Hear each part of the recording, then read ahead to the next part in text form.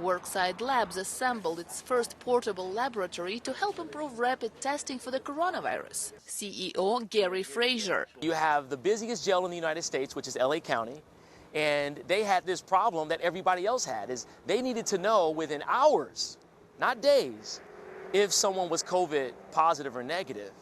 And the only way to do it was for us to actually put put a laboratory inside of the parking lot of the jail. From that first diagnostic kit in a shipping container, Worksite Labs has delivered portable laboratories to more than 20 locations across the United States, focusing on underserved communities. Partnering with a company that customizes shipping containers for healthcare, Worksite Labs is shipping 3 portable units to Ukraine to help with the country's humanitarian crisis. Chief Financial Officer Craig Beam says the laboratory container and 2 clinic containers have all been converted to European Union standards for electricity and plumbing. Although we're founded around COVID testing, this equipment can be used for most normal testing. So a lot of it is blood testing. So you look at what people's blood values are, or it can also be used to see what kind of infection they may have.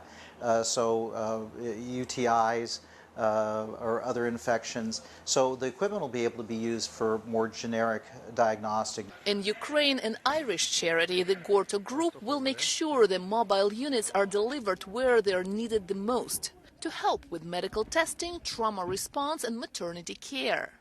The Gorto Group CEO, Ray Jordan. We're going to be using them in the west of the country, primarily for the massive increase of the population that has moved from the east to the west.